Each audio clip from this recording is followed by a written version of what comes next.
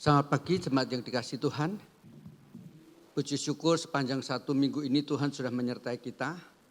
Mari kita bangkit berdiri, kita masuk dalam saat teduh untuk ibadah pada pagi hari ini.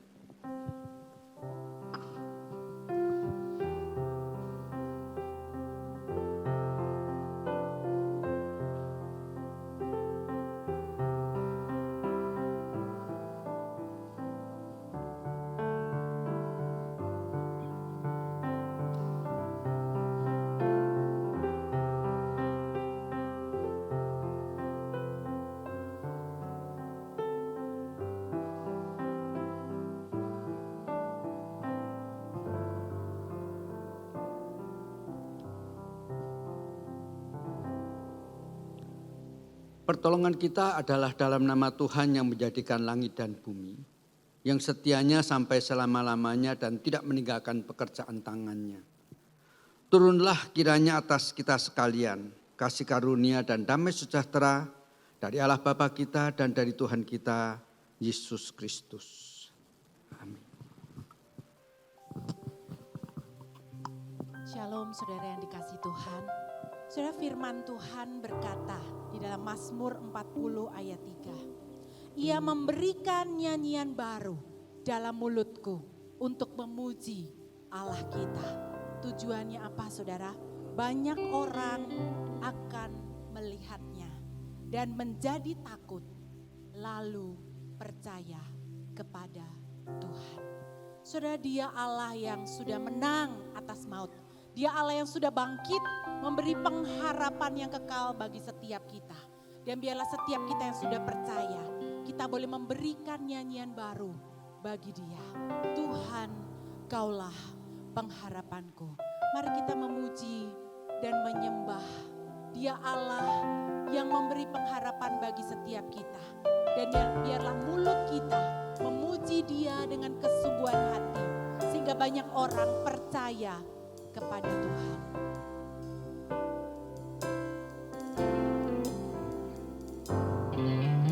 Tuhan, Kaulah pengharapanku. Ku percaya hanya kepadamu. Yesus, Kaulah perlindunganku. Engkau yang selalu ku puji. Sekali lagi katakan Tuhan. Tuhan, Kaulah pengharapanku. Ku percaya hanya kepadamu. Yesus,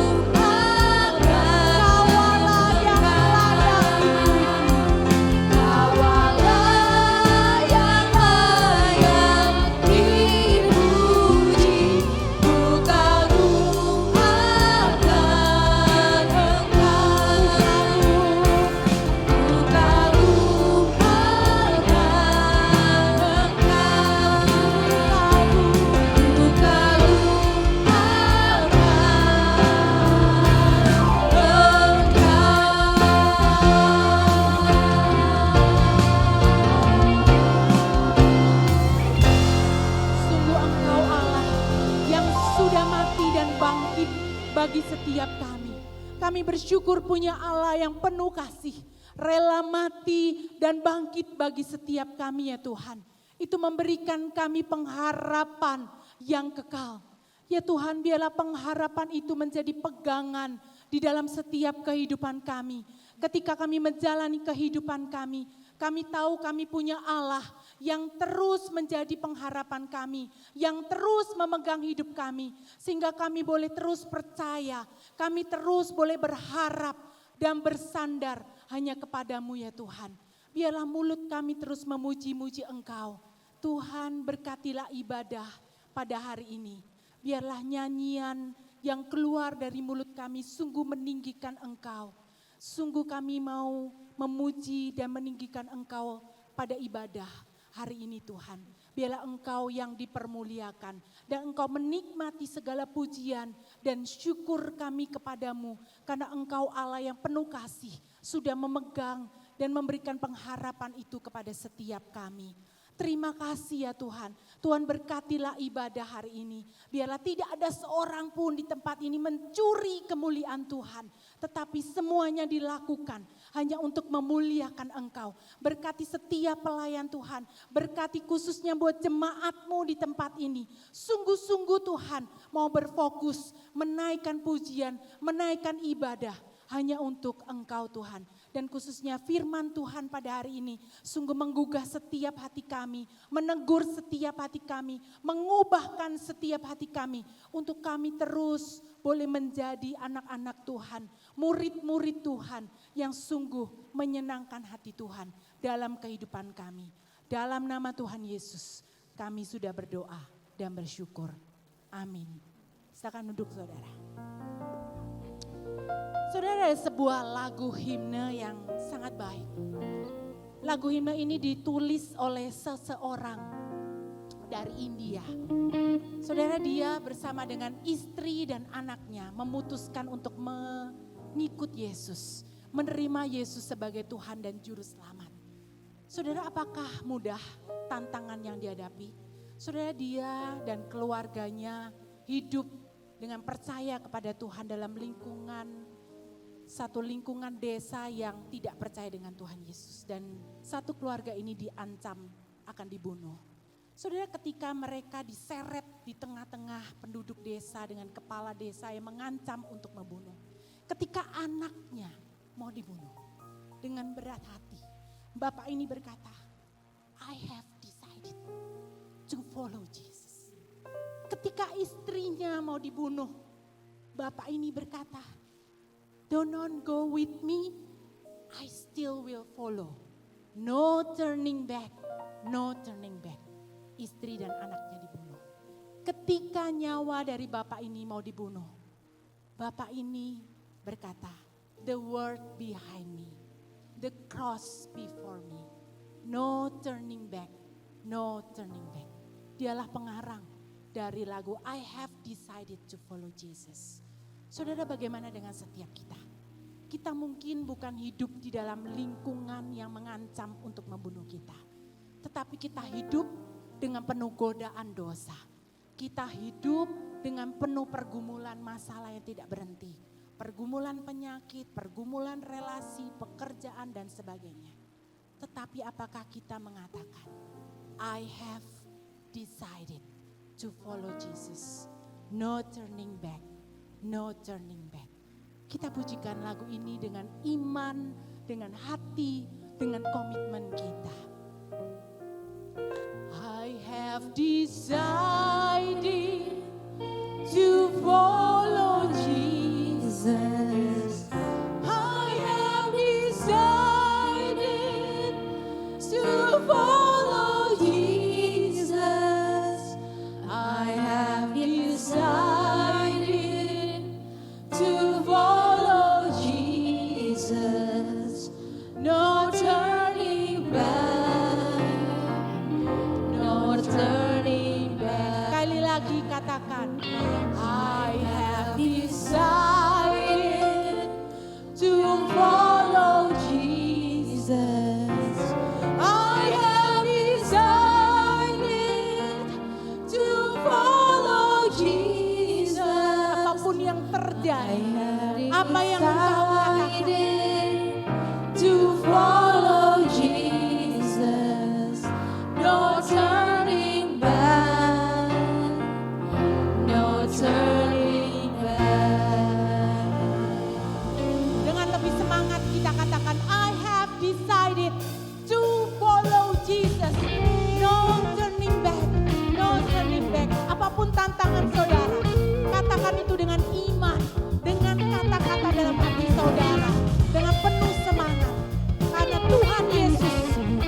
berkorban bagi setiap kita. I have decided to follow Jesus. I have decided to follow Jesus. I have decided to follow Jesus. No turning back, no turning back. The world behind me, the cross before me. The world behind me, the cross before me. The world behind me, the cross before me. No turning back, no turning back.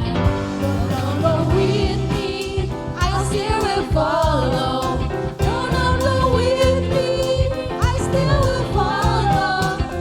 Don't go with me, I still will follow. No turning back, no turning back. My cross I'll carry till I see Jesus. My cross I'll carry till I see Jesus. My cross I'll carry till I see Jesus. No turning back, no turning back. Sekali lagi, I've decided. Decided to follow Jesus. I have decided to follow Jesus. I have decided to follow Jesus. No turning back, no turning back, no turning back, no turning back, No no turning back, no turning back. Amin saudara. Amin saudara. Tetap mengikut Yesus. Amin. Apapun tantangan saudara. Saudara, Tuhan tetap menjadi pengharapan setiap kita. Dan kita I still will follow. No turning back. No turning back. Saudara, mari dengan bangkit berdiri. Kita yang sudah menjadi umat pilihan Allah. Kita yang sudah ditebus oleh Allah. Bila kita boleh bangkit menyatakan kemuliaannya, menyatakan kebesarannya, dan kita tidak pantang menyerah. Kita tetap mau mengikut Yesus apapun kondisi saudara. Mari kita semua umat pilihan Allah, kita dipanggil untuk menjalankan amanat agung Tuhan Yesus, memberitakan Injil bagi semua bangsa.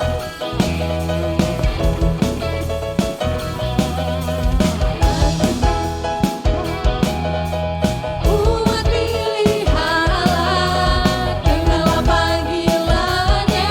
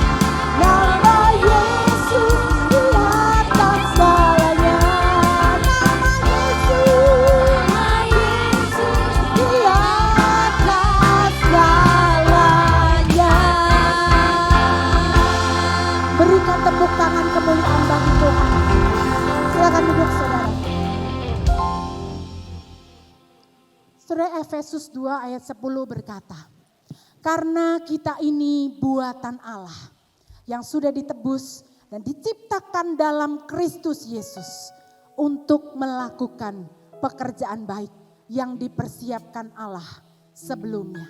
Oleh sebab itu saudara, karena Tuhan sudah menebus dan mempersiapkan kita pekerjaan baik, Ia mau apa saudara?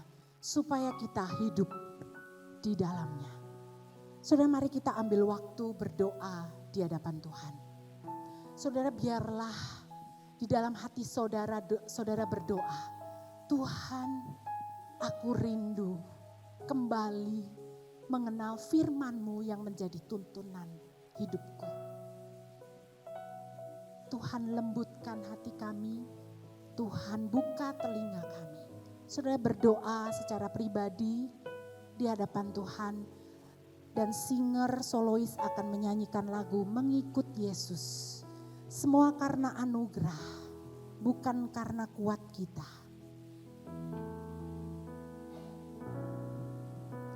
Semua karena anugerah-Mu hari ini ada.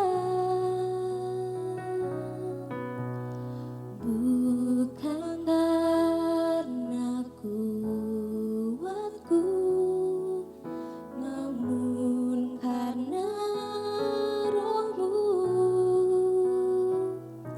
Ku bawa hatiku, penyembahanku, ku semakin berkurang, Yesus makin bertambah.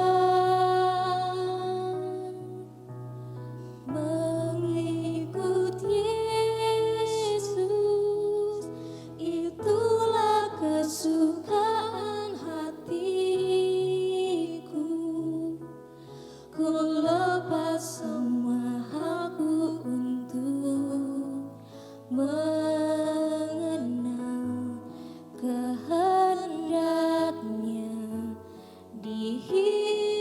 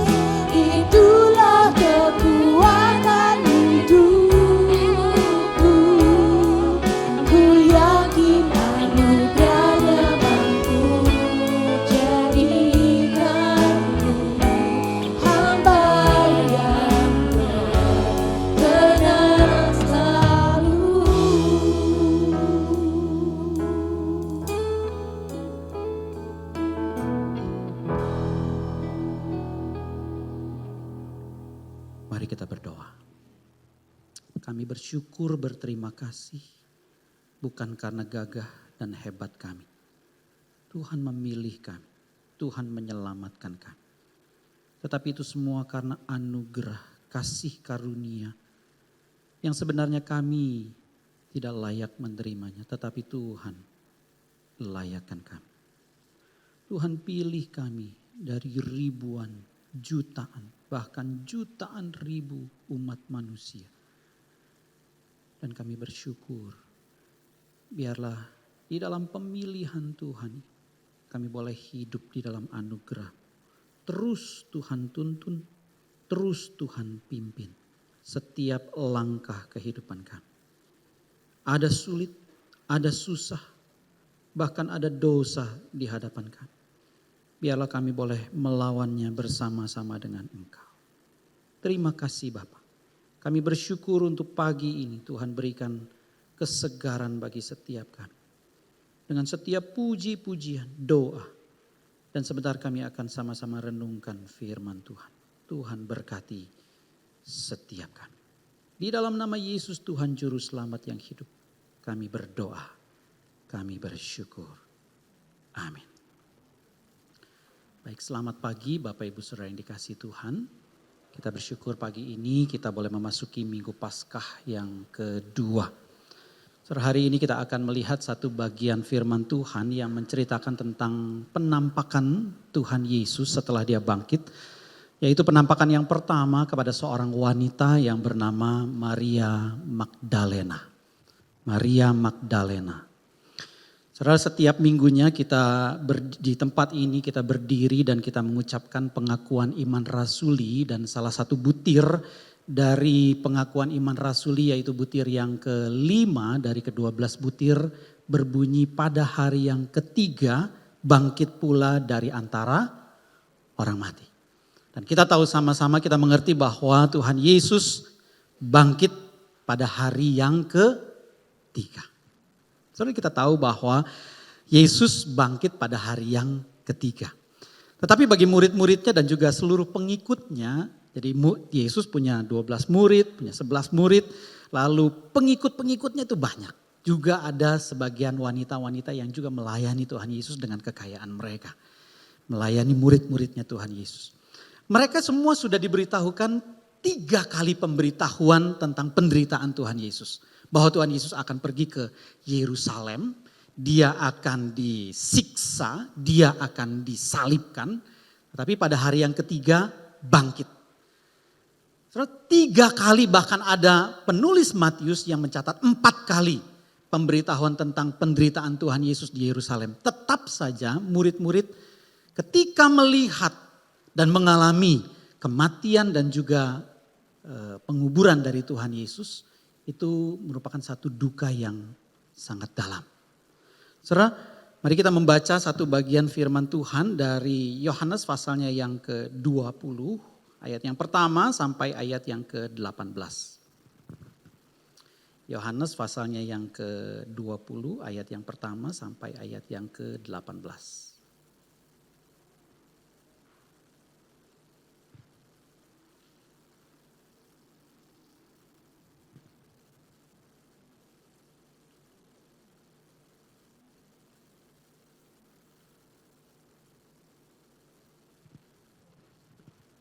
Baik, apabila sudah menemukan saya akan bacakan bagi Bapak Ibu Saudara.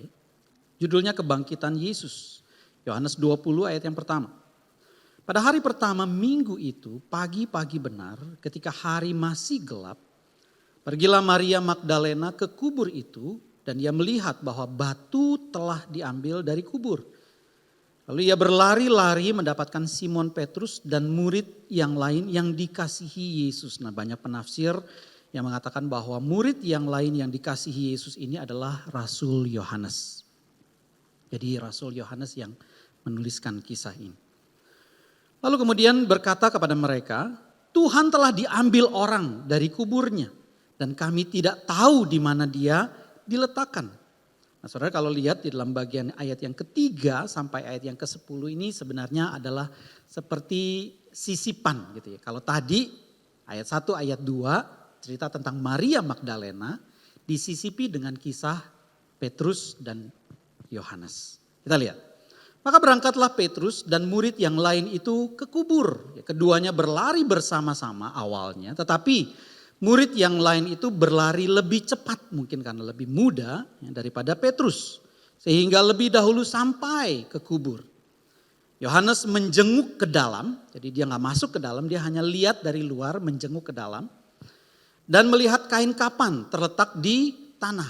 Kain yang membalut tubuh Yesus terletak di tanah, tetapi dia tidak masuk ke dalam. Ayat 6. Maka datanglah Simon Petrus juga menyusul dia dan masuk ke dalam kubur itu. Ia melihat kain kapan terletak di tanah. Diulang. Ayat 7. Sedang kain peluh yang tadinya ada di kepala Yesus tidak terletak dekat kain kapan itu.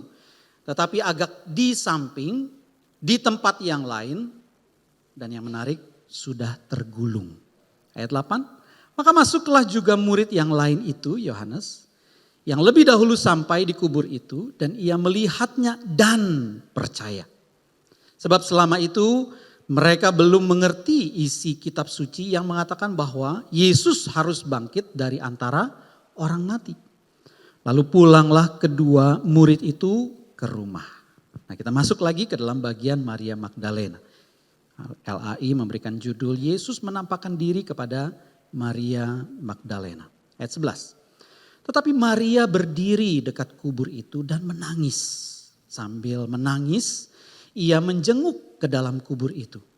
Dan tampaklah olehnya 2 orang malaikat berpakaian putih.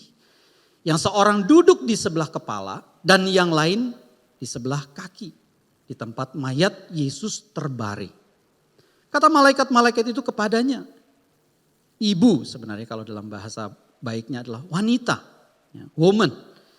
Kenapa kamu menangis? Jawab Maria kepada mereka. Tuhanku telah diambil orang dan aku tidak tahu di mana ia diletakkan. Kita lanjut. Aku tidak tahu di mana dia diletakkan. Sesudah berkata demikian, ia menoleh ke belakang dan melihat Yesus berdiri di situ. Tetapi dia tidak tahu bahwa itu adalah Yesus. Memang ada beberapa kali catatan Alkitab setelah Yesus bangkit. Dalam perjalanan 2 murid ke Emmaus juga sama. Tuhan Yesus mengadakan perjalanan bersama-sama dengan 2 murid ini. Tetapi mereka tidak menyadari bahwa ini adalah Yesus. Sampai Yesus memecah-mecahkan roti pada waktu makan malam. Lalu kemudian Maria Magdalena tidak tahu bahwa itu adalah Yesus. Ayat 15. Kata Yesus kepadanya, wanita, mengapa engkau menangis? Ibu, mengapa engkau menangis? Siapakah yang engkau cari? Maria menyangka orang itu adalah penunggu taman. Lalu berkata kepadanya, Tuan, jikalau Tuan yang mengambil dia, katakanlah kepadaku di mana Tuan meletakkan dia. Supaya aku dapat mengambilnya. Kata Yesus kepadanya, Maria. Maria berpaling dan berkata kepadanya dalam bahasa Ibrani, Rabuni, artinya guru. Kata Yesus kepadanya, janganlah engkau memegang aku. Atau lebih tepatnya memegangiku, menahan aku. Sebab aku belum pergi kepada Bapa, tetapi pergilah kepada saudara-saudaraku dan katakanlah kepada mereka, bahwa sekarang aku akan pergi kepada Bapakku dan Bapamu. Kepada Allahku dan Allah. Lalu kemudian Maria Magdalena pergi dan berkata kepada murid-muridnya. Aku telah melihat Tuhan. Dan juga bahwa dia yang mengatakan hal-hal itu kepadanya. Saudara, memang bagian ini khusus menceritakan perjumpaan Maria Magdalena dengan Tuhan Yesus yang bangkit. Saudara, ada sebagian penafsir yang mengatakan bahwa Maria Magdalena ini adalah salah satu atau satu-satunya orang yang sejak Tuhan Yesus diadili, lalu kemudian Tuhan Yesus dicambuk, didera, lalu kemudian Tuhan Yesus disalib, Maria Magdalena ada di kaki salib. Sampai Tuhan Yesus dikubur, Maria Magdalena juga ada. Dan dia adalah orang yang pertama, dan juga beberapa wanita yang lain dicatat dalam bagian yang lain, juga datang ke kubur Tuhan Yesus. Saudara, pertanyaannya adalah kenapa dia harus datang pagi-pagi benar dan dikatakan bahwa hari pertama minggu itu. Karena memang waktu Tuhan Yesus disalibkan dan mati itu waktunya mepet dengan hari Sabat, hari Paskah. Nah lalu kemudian tidak ada kesempatan untuk merempah-rempahi atau meminyaki tubuh mayat dari Tuhan Yesus. Sehingga pagi-pagi mereka itu harus datang, lalu kemudian mereka harus meminyaki, merempah-rempahi, membeli rempah-rempah pagi-pagi benar. Saya juga agak bingung gitu ya, kalau misalnya pagi-pagi apakah ada warung yang sudah buka atau mungkin mereka membawa atau membeli dari tetangganya, membawa rempah-rempah yang ada di rumah seadanya mereka datang. Lalu kemudian gelap-gelap pula, gak ada flashlight zaman itu. Mereka mengandalkan mata mereka. Dan juga ketika di tengah-tengah perjalanan mereka baru berpikir bahwa ini batu yang menutup kubur ini siapa nanti yang akan gulingkan, yang buka buat kita nih para wanita. Inilah Maria Magdalena. Maria Magdalena bersama dengan teman-temannya pergi mengunjungi kubur dari Tuhan Yesus untuk meminyaki dan merempah-rempahi. Mungkin kalau kita, yaitu adalah kita mungkin tabur bunga atau mungkin ketika kita di malam penutupan peti begitu kalau ada kedukaan. Pendeta yang mengatakan bahwa kasih wangi-wangian itu di sekeliling daripada jenazah. Tetapi ini merupakan satu tradisi yang dari dulu juga sampai sekarang. Bahkan kalau orang zaman dulu mereka itu meminyaki, merempah-rempahi, bahkan dalam tanda petik memumikan gitu. Supaya mayat tersebut tuh sedikit rada awet dan bau busuk itu tidak terlalu keluar. Sehingga mereka meminyaki dengan minyak-minyak wewangian-wewangian yang begitu rupa wanginya lalu kemudian harum semerbak keluar dari mayat tersebut baunya. Dan ini yang dilakukan oleh Maria Magdalena. Sementara murid-murid yang lain pergi kemana? Petrus yang penuh dengan pengakuan, engkaulah Mesias, anak Allah yang hidup. Kemana dia? Filipus yang menanyakan, tunjukkanlah Bapa itu kepada kami. Itu sudah cukup bagi kami. Thomas yang bertanya, kami tidak tahu jalan ke situ. Tuhan tunjukkanlah jalan itu bagi kami. Saudara, kemana murid-murid Tuhan Yesus yang laki-laki? Kalau mungkin kita bandingkan wanita dengan laki-laki, wanita itu sedikit lemah, laki-laki lebih mungkin berani, lebih gagah perkasa. Saudara, mungkin mereka semua masih trauma dengan kejadian penderitaan Tuhan Yesus, kematian dan juga penguburan dari guru mereka. Mereka yang sudah meninggalkan sana keluarga, pekerjaan mereka. Mereka meninggalkan semuanya itu untuk ikut Yesus dan seperti ada satu pengharapan bahwa Yesus nih nanti akan menjadi pahlawan mereka. Mereka akan mengalahkan musuh-musuh Israel. Tapi apa daya Tuhan Yesus mati. Dan di tengah-tengah kematian ini, di tengah-tengah kedukaan ini, Tuhan Yesus hadir. Saudara, yang pertama kita bisa pelajari dari penyataan Tuhan Yesus kepada Maria Magdalena ini adalah kebangkitan Yesus memberikan penghiburan yang sangat dibutuhkan oleh manusia. Dan hal itu tidak dapat diberikan oleh manusia manapun. Saudara, kalau kita lagi berduka, kadang-kadang ada orang yang mau menghibur kita, betul? Memberikan ayat-ayat Alkitab kepada kita. Memberikan wejangan-wejangan kepada kita. Tetapi semuanya itu tidaklah benar-benar memulihkan kita dan juga menyembuhkan kita. Ada pasangan suami istri yang kehilangan anaknya. Anaknya meninggal dunia. Pasangannya pun tidak bisa memberikan penghiburan bagi pasangan yang lain. Atau ada mungkin pasangan yang kehilangan orang tua mereka. Pasangan kita yang paling dekat pun mungkin tidak bisa menghibur setiap kita. Hanya Yesus yang sanggup menghibur dan memberikan penghiburan yang sejati. Sekalipun ada lembaga kedukaan, organisasi kedukaan yang punya slogan, sobat di kala duka. Wow, keren ya. Tetapi hanya Tuhan Yesus yang sanggup memberikan penghiburan bagi kita yang berduka. Ketika Maria Magdalena melihat Tuhan Yesus yang bangkit, hatinya terhibur dan hatinya disembuhkan. Inilah Tuhan Yesus yang bangkit bagi Maria Magdalena dan Tuhan Yesus yang bangkit bagi kita. Saudara, yang kedua, ada satu hal yang menarik yang dicatat oleh Rasul Yohanes, yaitu yang dikatakan di dalam ayat yang ke-15. Mari kita lihat sama-sama.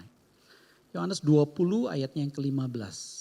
Kata Yesus kepadanya, "Ibu, mengapa engkau menangis? Siapakah yang engkau cari?" Dan Maria menyangka orang itu adalah penunggu taman. Saudara, saya waktu baca ini, saya langsung punya pikiran yang meledek gitu ya. Kenapa Tuhan Yesus dianggap sebagai penunggu taman? Kok rendah sekali begitu? Nah, ternyata ada maksud dan tujuan dari Yohanes mencatat bagian itu. Soalnya di dalam Yohanes pasal yang ke-12 ayat yang ke-24, saya tidak tayangkan di sini ya. Di situ dikatakan bahwa jika biji gandum tidak jatuh ke dalam tanah dan mati, ia tetap satu biji saja. Tetapi jika dia mati, dia akan menghasilkan banyak buah. Saudara, ini menggambarkan bahwa Tuhan Yesus ini adalah gardener, tukang kebun, penunggu taman yang sejati, yang bangkit. Yohanes pasal yang ke-15 ayat yang pertama. Akulah pokok anggur yang benar dan Bapakulah adalah pengusahanya. Saudara, kalau dalam bahasa Inggris, I am the true vine and my father is, ada yang tahu? The gardener. Saudara, Bapak itu gardener. Bapak itu pengusaha. Bapak itu tukang kebun.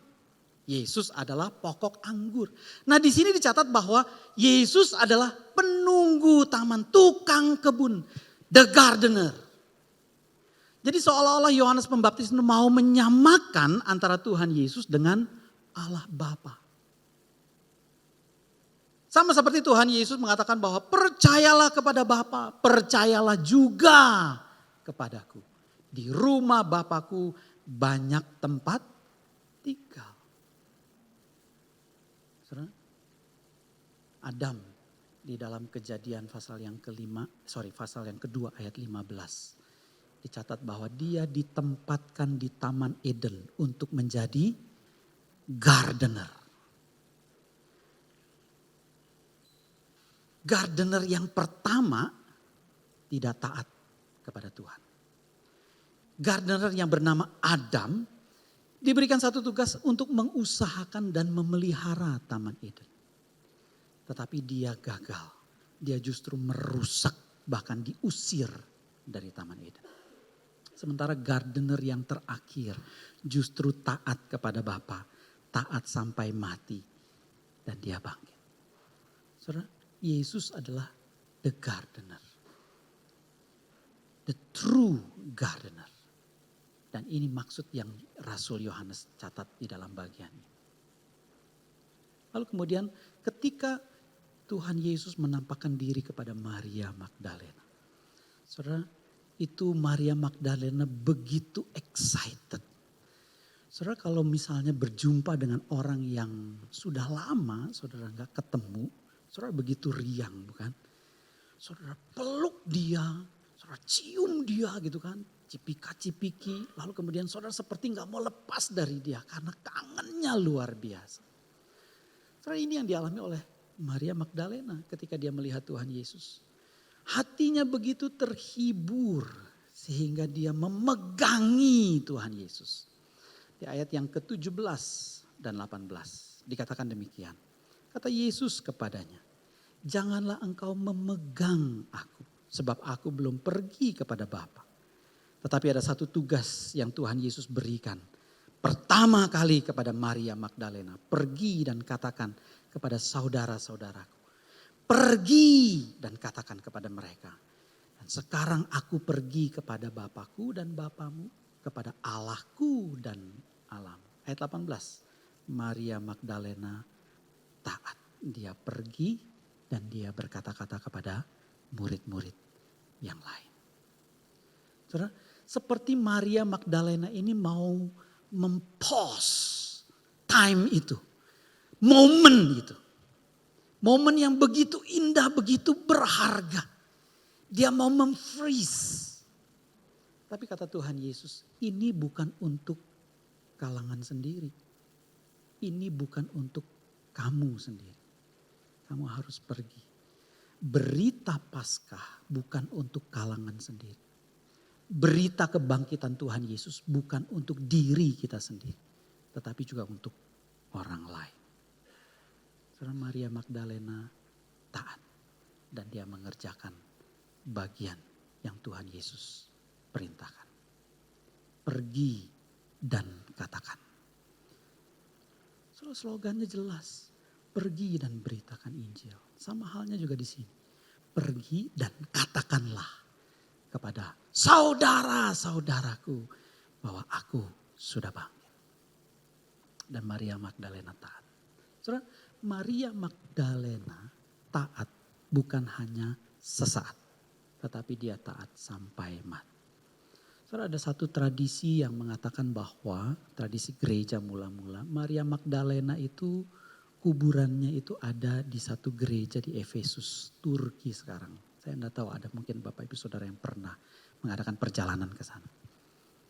Saudara, dia mati di sana sebagai saksi Tuhan, melayani Tuhan. Saudara, biarlah teladan itu boleh menjadi bagian juga di dalam kehidupan kita.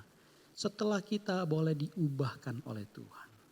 Tuhan sudah memberikan anugerahnya kepada kita. Memberikan keselamatannya. Dan Tuhan memberikan kesempatan buat kita untuk pergi memberitakan Injil. Dimanapun kita berada. Di tengah-tengah keluarga. Di tengah-tengah pekerjaan kita. Banyak yang belum percaya Tuhan. Gak usah kita pergi jauh-jauh sampai ke luar negeri atau keluar daerah. Di tempat kita masing-masing pun juga masih banyak mereka yang belum mendengar Injil. Dan biarlah kita boleh terus menyatakan cinta kasih kita kepada Tuhan dengan cara kita boleh taat. Saudara, ada satu kisah. Ini ditulis oleh seorang dokter yang namanya Dr. Prajak Aruntong. Mungkin saudara pernah kenal ya. Seorang Thailand, dia seorang dokter. Dan kisahnya seperti ini. Nah, ada pada satu sore di satu gang pasar gitu ya. Ada berbagai macam orang jualan di sana. Lalu kemudian tiba-tiba dari satu toko, ya, anak kecil ini sekitar usia 10-11 tahun ditarik sama pemilik toko obat. Lalu kemudian, kenapa kamu curi obat? Buat apa? Lalu anak kecil ini bilang bahwa obat ini buat mama saya yang sakit. Dia gak punya uang dan dia terpaksa untuk mencuri obat tersebut. Dan saking kerasnya teriakan dari penjaga obat tersebut, ada seorang pedagang entah mie, entah pedagang sayur kuah gitu ya, mendengar teriakan tersebut. Lalu kemudian dia coba untuk menghalangi supaya jangan sampai itu anak dipukul. Saudara, ketika ditanya, ini berapa harganya? Oh, sekian bat, gitu ya. Si pedagang itu keluarkan uang dari sakunya lalu kemudian dibayarkan. Lalu dia suruh anaknya yang kira-kira umurnya sebaya, anak perempuan, untuk bikin satu bungkus sup sayur. Anak perempuan itu kasih sekantong sup sayur lalu kemudian dimasukkanlah itu obat dan dikasih kepada anak laki-laki tersebut. Anak itu ambil bungkusannya dan lari. Setelah 30 tahun berlalu, si pedagang kuah sayur itu masih tetap berdagang. Lalu kemudian melayani pelanggan-pelanggannya. Dan kemudian ada satu kali peristiwa ketika dia memberikan kuah sayur kepada pengemis. Dan seketika itu ada gangguan pada jantungnya atau pada organ tubuhnya sehingga dia jatuh. Bawa ke rumah sakit, lalu kemudian didiagnosa oleh dokter, diberikan lembaran tagihan rumah sakit. Biaya pengobatan, biaya operasi, biaya obat, biaya rawat inap, biaya obat penghilang rasa sakit, total 792.000 baht. Atau kalau dikurskan dirupiahkan itu sekitar 315 juta rupiah. Bagi si anak dari pedagang ini yang gak punya apa-apa, dia pusing, dia pikir bagaimana caranya untuk bayar biaya rumah sakit. Lalu kemudian dia pasang di depan warungnya, dijual cepat. Saudara, ketika dia sedang menunggu papanya di tempat tidur, dia terlelap juga. Lalu kemudian ketika dia bangun ada secarik kertas. Dia buka, lalu kemudian dia lihat biaya pengobatan 0, biaya operasi 0, biaya obat 0, biaya rawat inap 0, biaya obat penghilang rasa sakit 0. Lalu ada tambahannya kuah sayur 0. Totalnya 0. Ada keterangan semua sudah dibayarkan dengan peristiwa 30 tahun yang lalu. Ada tanda tangan dan nama Dr. Prajak Aruntok. Saudara, ketika kita diubahkan oleh manusia, kita bisa mengucapkan say thank you dan kita bisa melakukan ini dan itu kepada orang tersebut. Saudara, itu kita bisa lakukan kepada manusia. Apalagi kita lakukan kepada Tuhan. Ketika Tuhan memberikan nyawanya kepada kita. Ketika Tuhan menunjukkan bahwa dia sudah menang atas kuasa maut dan bangkit bagi kita. Saudara, hati kita harusnya juga diubahkan. Sama seperti Maria Magdalena, sama seperti murid-murid yang lain. Saudara, biarlah firman Tuhan boleh semakin memberikan kekuatan buat kita. Untuk kita boleh terus melangkah di tengah-tengah hidup kita yang berat. Kita tetap taat pada pimpinan dan penyertaan Tuhan. Amin. Kita diam sejenak di hadapan Tuhan. Kita menaikkan lagu respon kita.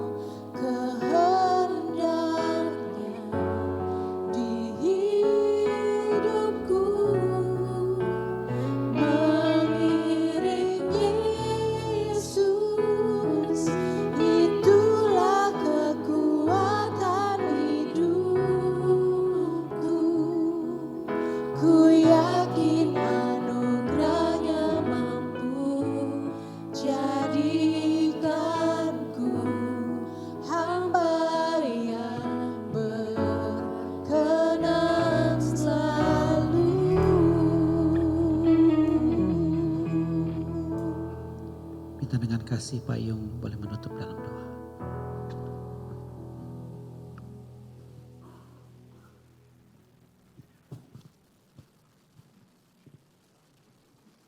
Mari kita berdoa.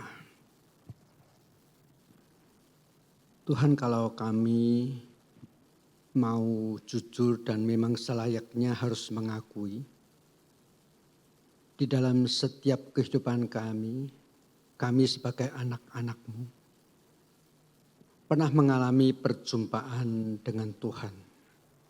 Tuhan yang kami sembah, Tuhan yang mati bagi kami, bahkan Tuhan yang sudah bangkit. Perjumpaan setiap kami berbeda-beda. Mungkin ada di antara kami mengalami perjumpaan dengan Tuhan ketika kami sedang berlutut diberkati oleh pendeta di dalam pernikahan kudus gerejani. Ada di antara kami yang mengalami perjumpaan dengan Tuhan ketika sedang berlutut dan dibaptis oleh pendeta di dalam gereja. Bahkan ada yang mengalami perjumpaan melalui sakit penyakit dan merasakan ada jamahan Tuhan yang memberikan kesembuhan. Bahkan ada juga di antara kami yang justru mengalami perjumpaan ketika sedang mengalami kesedihan yang sangat mendalam. Pada waktu orang yang paling dikasihi meninggalkan kami. Ya Tuhan, semua perjumpaan itu membuktikan bisa terjadi karena Engkau sudah bangkit. Itu sebabnya ya Tuhan, pada pagi hari ini kami sekali lagi berdoa. Supaya di dalam kehidupan kami yang sudah pernah mengalami perjumpaan dengan Engkau, sekali lagi kami merasakan kuasa kebangkitan-Mu nyata dalam hidup kami. Biarlah dalam hati dan pikiran kami, Engkau selalu hidup. Dengan demikian ya Tuhan, melalui tutur kata kami, perilaku kami, bahkan semua keputusan kami boleh menunjukkan bahwa Engkau bangkit dan hidup.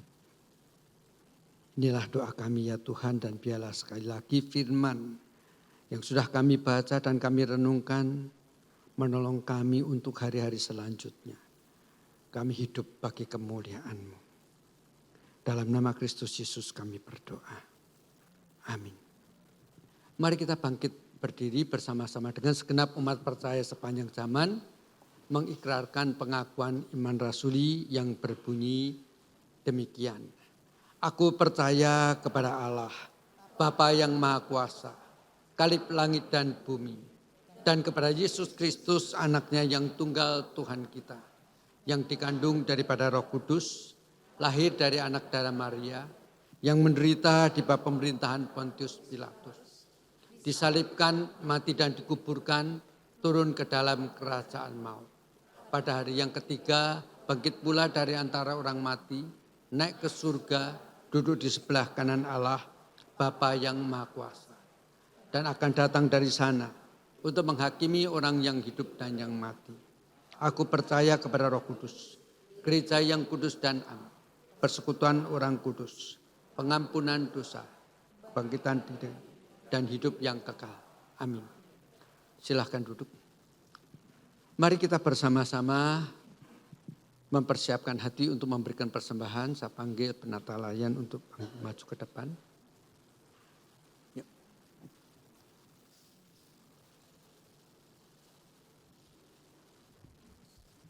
Kita masuk di dalam doa sebelum kita memberikan persembahan.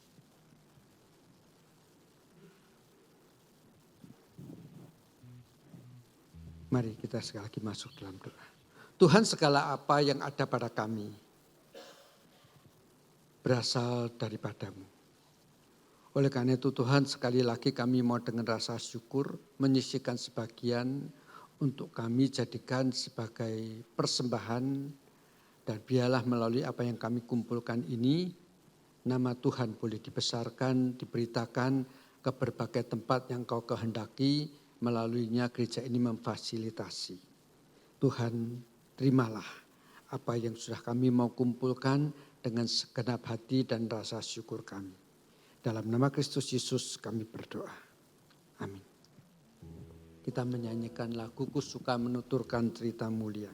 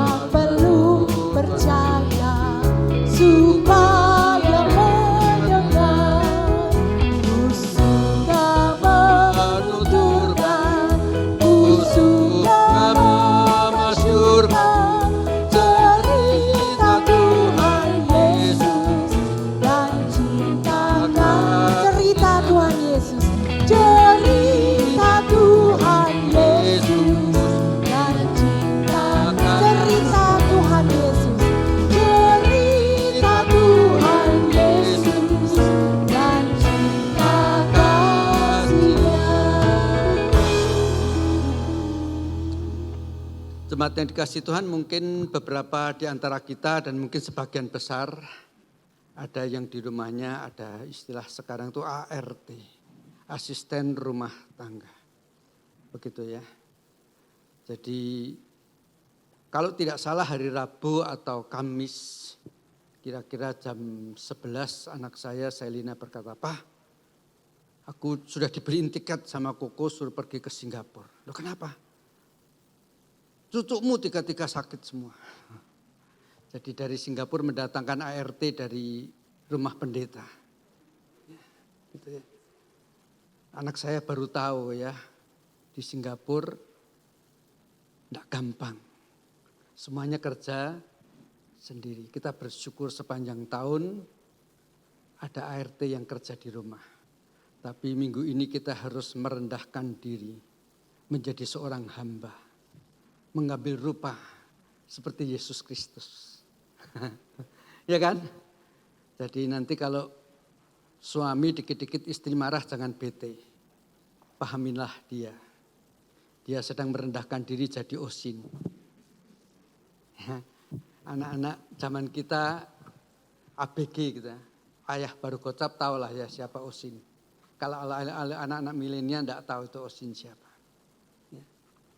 Jadi bersyukur kita pernah atau punya di rumah asisten rumah tangga, yang minggu ini banyak di antara mereka yang mudik ya, tidak tahu ada yang seminggu, ada yang 1 bulan, ada yang 1 bulan lebih gitu ya. Jadi saya harus mempersiapkan hati saya selama 1 bulan lebih. Istri saya agak banyak latihan menyanyi, mungkin gitu ya. Nah ini guyon. Tetapi ada baiknya kita juga berdoa untuk mereka. Karena tidak bisa dipungkirin sepanjang mudik ini ya, kita harus puji syukur ya, setelah ada jalan tol dari Jakarta sampai ujung Jawa Timur itu relatif kecelakaan lebih sedikit. Karena sekarang satu arah, kalau dulu itu macet sudah begitu, tabrakan makin banyak. Tetapi tetap tidak bisa dipungkirin kecelakaan karena ngantuk ini itu dan lain sebagainya itu masih banyak. Kita berdoa, tidak bisa dipungkirin. Dulu saya ingat persis setiap tahun itu menjelang lebaran, menjelang mudik selalu diberitakan kecelakaan lalu lintas sekian itu sampai ratusan. Ya itu juga adalah sesama kita. Kita wajib mendoakan mereka juga supaya ketemu dengan keluarga, mereka rasa sukacita. Selama 1 tahun mereka memberkati kita melalui pekerjaannya yang setia. Berikanlah kepada mereka berkat yang cukup untuk mereka pulang mudik. Mari itu yang boleh saya sampaikan, kita masuk di dalam doa secara khusus untuk mereka. Sekali-sekali ya seingat saya ya saya doa syafaat untuk pembantu rumah tangga 1 tahun cuma 1 kali menjelang lebaran, tidak apa-apa ya. Mari kita berdoa. Tuhan secara khusus kami berdoa pada pagi hari ini mengucap syukur untuk orang-orang yang Kau utus dari berbagai tempat di pedesaan, setiap hari tinggal bersama-sama dengan kami. Dan khususnya mereka melakukan banyak pekerjaan-pekerjaan yang kami tidak mungkin bisa lakukan sendiri. Terima kasih untuk kesetiaan mereka sepanjang 1 tahun bahkan bertahun-tahun bekerja di tengah-tengah keluarga kami. Tuhan ampunilah kami jikalau selama ini kami kurang mampu mengasihi mereka, bahkan kurang memberikan kesaksian sebagai anak-anak Tuhan, mengasihi mereka dengan kasih yang sama seperti yang Kau nyatakan kepada setiap kami. Khususnya pada pagi hari ini Tuhan, kami berdoa untuk mereka. Ada mungkin di antara mereka yang bahkan sudah mudik terlebih dahulu, tetapi mungkin beberapa hari lagi banyak di antara asisten rumah tangga kami yang akan pulang ke desanya masing-masing atau ke kotanya masing-masing. Sepanjang perjalanan Tuhan, serta mereka boleh tiba dengan selamat di tengah-tengah keluarganya, bersukacita, menikmati lebaran bersama-sama dengan keluarganya. Dan selama beberapa hari di tengah-tengah keluarganya, biarlah mereka boleh menyaksikan betapa baik-baiknya kami sebagai majikan mereka, sebagai tuan rumah mereka sudah memperlakukan mereka. Dan kami juga berdoa ya Tuhan, pada waktu yang sudah ditetapkan biarlah mereka juga boleh hantar mereka kembali ke rumah kami masing-masing, melayani di tempat rumah kami. Tuhan terima kasih. Ajarkan kepada kami untuk bersyukur dan bahkan berdoa untuk semua orang yang Kau tempatkan di tengah-tengah kehidupan kami. Sekali lagi Tuhan, kami berdoa untuk mereka. Dan biarlah doa yang kami panjatkan di dalam nama Tuhan kami Yesus Kristus ini boleh Engkau dengarkan. Untuk kami sendiri ya Tuhan, kami cukup berdoa. Bapa kami yang di surga, dikuduskanlah namamu, datanglah kerajaan-Mu, jadilah kehendak-Mu di bumi seperti di surga. Berikanlah kami pada hari ini makanan kami yang secukupnya, dan ampunilah kami akan kesalahan kami, seperti kami juga mengampuni orang yang bersalah kepada kami. Dan janganlah membawa kami ke dalam pencobaan, tetapi lepaskanlah kami daripada yang jahat. Karena Engkau-lah yang punya kerajaan dan kuasa dan kemuliaan sampai selama-lamanya. Amin. Mari kita bangkit berdiri. Bagi Bapa, Anak dan Roh, puji, hormat dan mulia, dulu sekarang tak berubah, hingga selama-lamanya.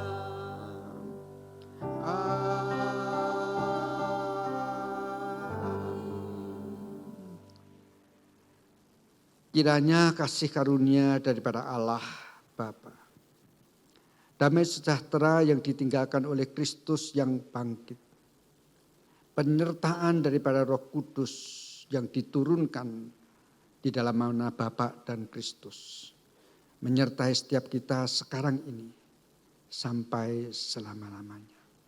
Amin. Amin. Amin.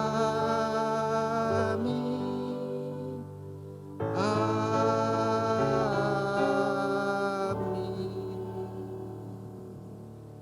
Silahkan duduk, doa teduh.